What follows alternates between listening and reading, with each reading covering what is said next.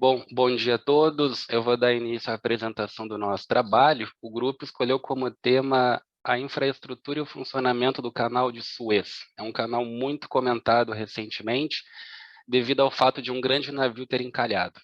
Por conta disso, achamos interessante trazer informações a respeito deste canal. Então, primeiramente, fazendo uma contextualização, eu vou comentar brevemente sobre a sua história. Antes do canal de Suez ser concluído, não havia uma passagem ou uma rota que permitisse que um navio saísse da Ásia para a Europa ou vice-versa, sem que percorresse todo o perímetro do continente africano. Então, os navios acabavam enfrentando uma viagem bem mais longa, perigosa e tendo um custo bem mais elevado. Pois, conforme analisado na imagem, eles tinham que contornar a região bem ao sul da África, passando pela praia de Cabo da Boa Esperança. Então, diante disso, por volta do século XVI, já havia um interesse dos impérios de estabelecer um canal que conectasse o Mar Vermelho ao norte da imagem com o Mar Mediterrâneo ao sul, pois nessa época eles verificaram que na região do Egito já havia uma passagem estreita com uma distância muito pequena que ligava os dois mares, e essa passagem contava com vários lagos e uma faixa terrestre. Nessa região do Egito havia vários rios e lagos, conforme eu disse. E na época, quem comandava a região era o faraó Ramsés, há muito tempo atrás. E um dos grandes interesses dele era interligar esses córregos. Esse conjunto receberia o nome de Canal dos Faraós, há quase 4.000 anos atrás, que é o precursor do Canal de Suez. Então, o grande objetivo era tentar alargar o canal dos faraós e também aumentar a sua extensão para que chegasse no mar Mediterrâneo. Pode avançar. Então, na época, século XVII, a França, comandada por Napoleão Bonaparte, realizou estudos juntamente com engenheiros franceses e verificaram que o projeto era muito difícil de ser executado e acabaram abandonando a ideia. Tudo mudaria em 1859, que com uma tecnologia um pouco mais avançada comparado com anteriormente, a França finalmente conseguiria dar início às obras do canal, comandado pelo engenheiro Ferdinand de Lesseps. Foram necessários 10 anos para a conclusão das obras, sendo finalizada em 1869, o dobro do tempo previsto. 1,5 milhão de trabalhadores egípcios foram encarregados para a tarefa, e cerca de 125 mil acabaram morrendo de cólera. Interessante comentar que no dia da inauguração do canal, o navio responsável pelo trajeto acabou encalhando. Com o término das obras, o canal de Suez possibilitou uma série de vantagens. A distância marítima entre a Ásia e a Europa foi reduzida em aproximadamente 8.000 quilômetros. Consequentemente, teve uma enorme diminuição do tempo e também dos gastos com combustível e tripulação. O canal passou a crescer e a se modernizar, pode avançar, progressivamente. E em 2015 foi inaugurado o novo canal de Suez, que acabou ampliando ele ainda mais, aumentando a sua importância para o comércio marítimo internacional.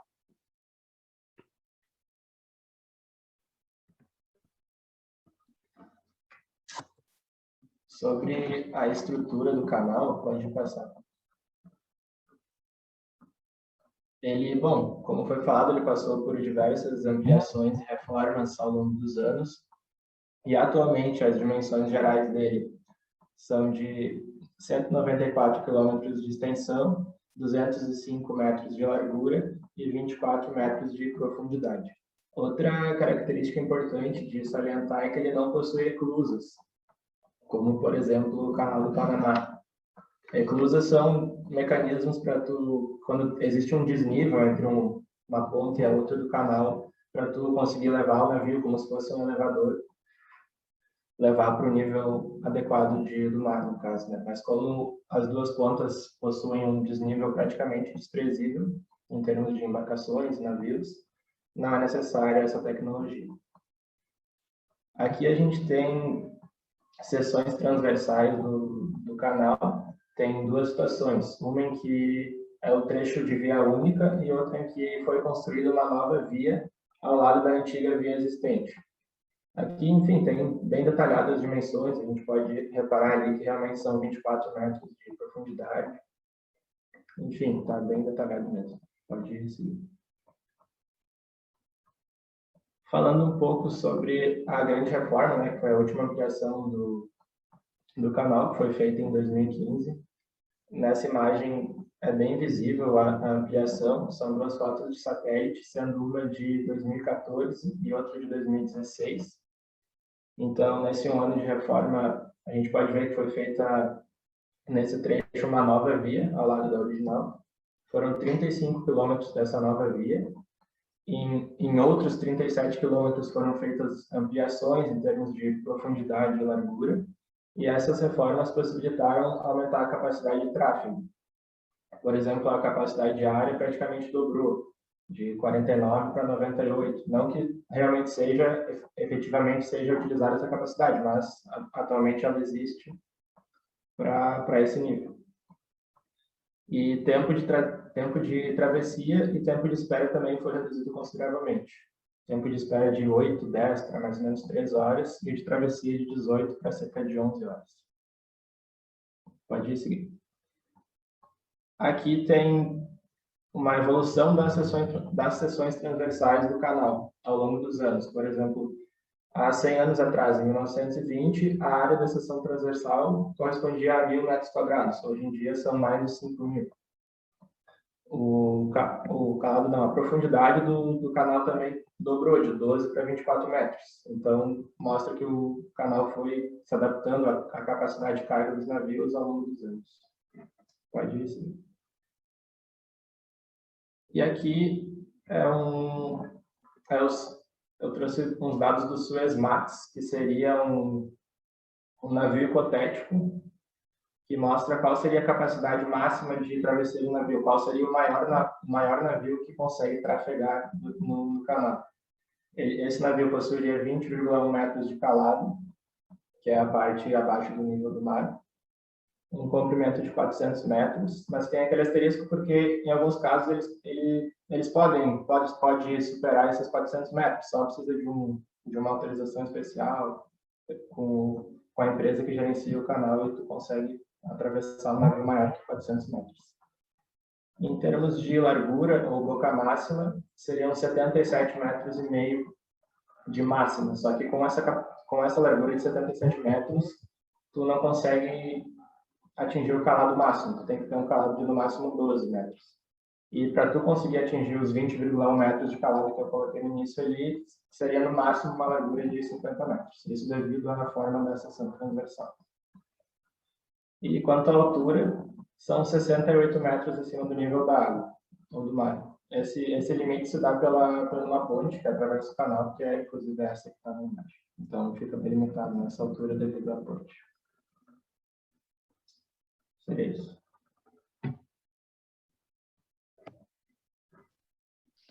Meu nome é Eduardo e eu vou falar um pouco sobre o funcionamento. Aqui, um pequeno comparativo mostra que o canal do Suez permite navios com dimensões maiores que o do canal do Panamá. Pode passar.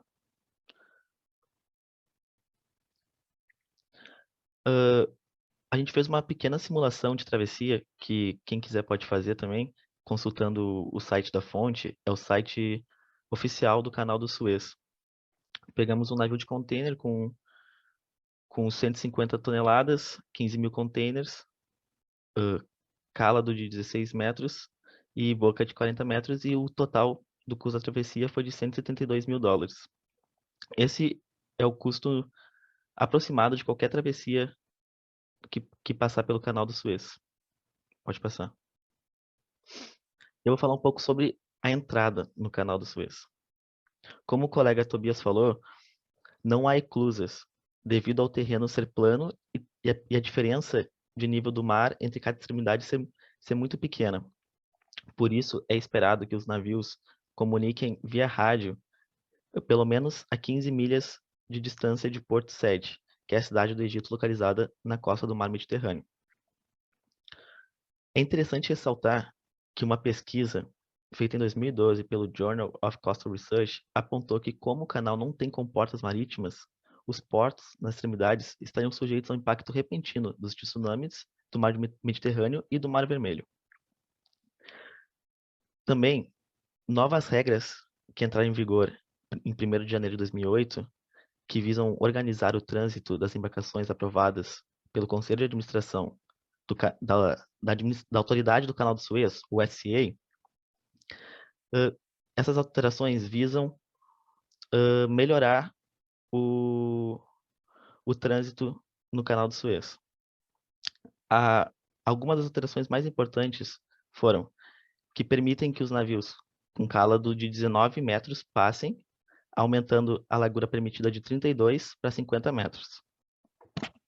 Também impuseram uma multa aos navios que usam pilotos de fora da SCA dentro do canal sem permissão. Outra mudança foi que permitem que navios carregados com cargas perigosas, como materiais radioativos ou materiais inflamatórios, passem, se estiverem em conformidade com as últimas emendas fornecidas pelas convenções internacionais. Pode passar. E um pouco sobre a trajetória. Há uma rota de navegação com áreas de passagem em Bala Bypass e no Grande Lago Amargo. Em um dia normal, 3 comboios transitam pelo canal, 2 para o sul e 1 para o norte. A viagem dura entre 11 e 16 horas para percorrer os 193 quilômetros. A uma velocidade de 15 km por hora. Essa velocidade baixa, ela ajuda a prevenir a erosão das margens pelas esteiras dos navios.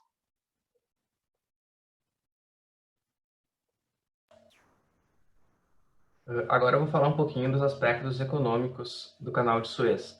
Inclusive foram um dos fatores que nos motivaram a fazer o trabalho sobre esse tema. Hoje o Canal de Suez ele é considerado a principal rota marítima do mundo. A importância dele está atrelada ao protagonismo dele frente ao cenário mundial, principalmente por ser uma das principais rotas de comércio do mundo. Dessa forma, tem uma dependência muito grande de países e empresas de todas as trocas de mercadorias que passam pelo local. Até que uma informação interessante, que durante o ano de 2020, que foi um ano anormal devido à pandemia, ainda assim, um número total de 18.829 navios com mais de 1 bilhão de toneladas de carga passaram pelo Canal de Suez. Aqui trazendo um pouquinho o canal em números. Hoje em dia, cerca de 12% do comércio mundial passa por ali, com uma média de 51 navios por dia e 130 mil toneladas por hora fazem o percurso do canal. Aqui, conforme o pessoal falou antes já, o canal possibilitou uma maior facilidade e escoamento da produção de grandes centros manufatureiros do mundo, como a China e Sudeste Asiático para a Europa. Aqui mostrando também como o trajeto fica mais curto pelo Canal de Suez do que pelo sul da África, ali contornando o Cabo da Boa Esperança. São exemplos de produtos que passam pelo Canal de Suez, máquinas e equipamentos, tá? Que vêm da China, e o petróleo que vem do Oriente Médio, além de outros tipos de combustíveis fósseis. E também outros tipos de combustíveis, como o gás natural, tá? Que são bens energéticos estratégicos, dos quais vários países aí do globo são dependentes. Aqui falando um pouquinho de um assunto que colocou o Canal de Suez em grande destaque na mídia nos últimos meses, que foi o encalhamento do navio Ever Given, no dia 23 de março desse ano. O navio, que é da empresa Evergreen, encalhou no Canal de Suez com os seus 400 metros de comprimento, que é o equivalente aí a 4 campos de futebol, só para ter uma dimensão, e 59 metros de largura. Ele saiu ali do sudoeste da China em direção ao porto de Rotterdam, na Holanda. Aqui tem um print de uma notícia, mostrando mais ou menos ali a parte do canal que ele encalhou. Foi numa das partes do canal que não tem duas mãos, passa um navio por vez em cada sentido. Então é um trecho super estratégico. E aqui um print do engarrafamento de navios que o Ever Given acabou ocasionando. Foi um prejuízo absurdo durante os 6 dias que o navio ficou encalhado. Ele conseguiu desencalhar com uma maré alta. A fila de navios para passar no canal chegou a 450. O valor estimado de carga que o Ever Given impediu de passar pelo canal por dia foi de 9,6 bilhões de dólares. E o valor estimado do prejuízo por dia de bloqueio foi de 15 milhões de dólares. Então é isso, pessoal. Esse foi o nosso trabalho, falando um pouquinho mais desse canal aí que é fundamental para a economia mundial.